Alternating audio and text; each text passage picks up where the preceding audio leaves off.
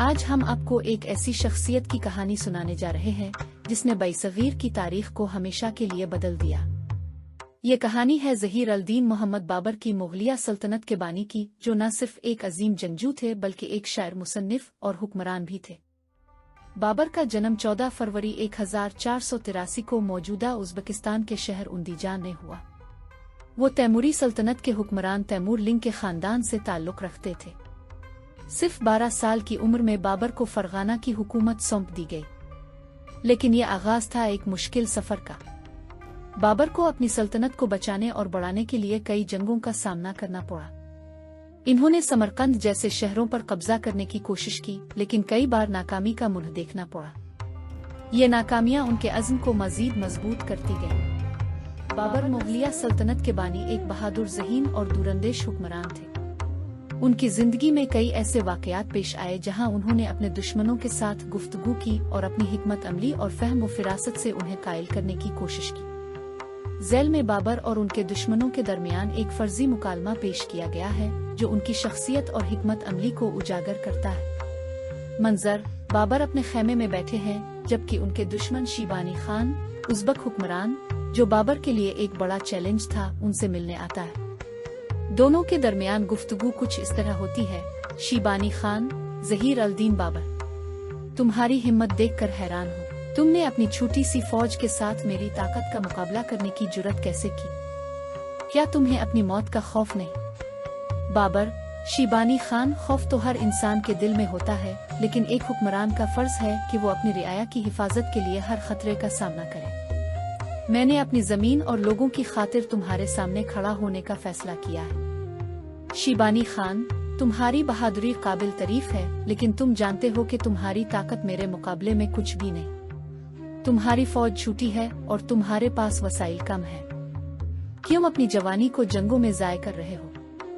بابر: شیبانی خان، طاقت صرف فوج اور وسائل میں نہیں ہوتی، طاقت انسان کے عزم اور ارادے میں ہوتی ہے۔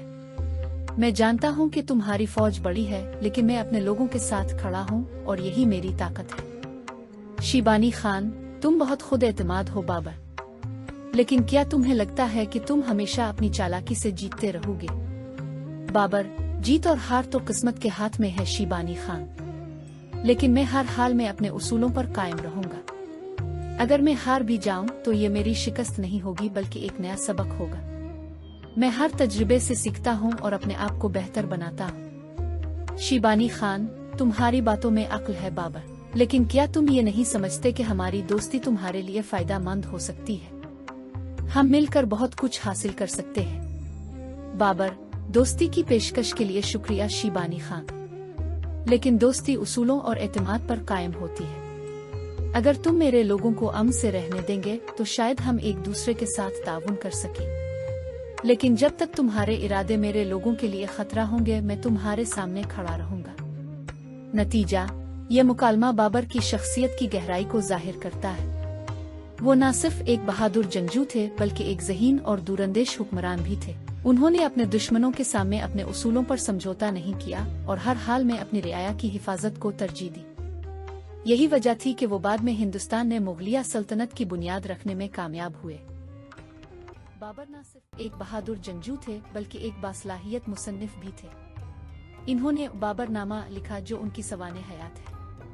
اس کتاب میں انہوں نے اپنی زندگی کے تجربات، جنگی حکمت عملی اور فطرت کے بارے میں اپنے خیالات کو قلم بند کیا۔ 1526 میں بابر نے ہندوستان پر حملہ کیا۔ پانی پت کی پہلی جنگ میں انہوں نے ابراہیم لودھی کی فوج کو شکست دی۔ یہ جنگ مغلیہ سلطنت کی بنیاد بنی۔ بابر نے اپنی حکومت کو مضبوط کیا اور ایک نئے دور کا آغاز کیا۔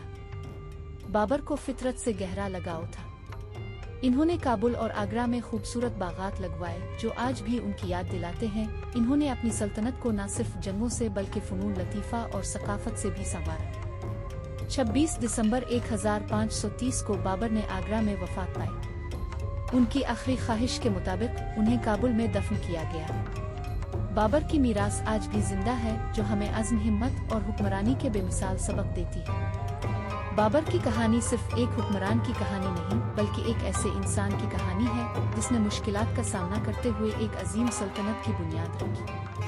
اگلی بار جب آپ تاج محل، لال قلعہ دیکھیں تو یاد رکھیں کہ یہ سب بابر کے خوابوں کی تعبیر ہے۔ ہماری ویڈیو پسند آئی ہو تو لائک کریں، سبسکرائب کریں اور اپنے دوستوں کے ساتھ شیئر کریں۔ شکریہ۔ اللہ حافظ۔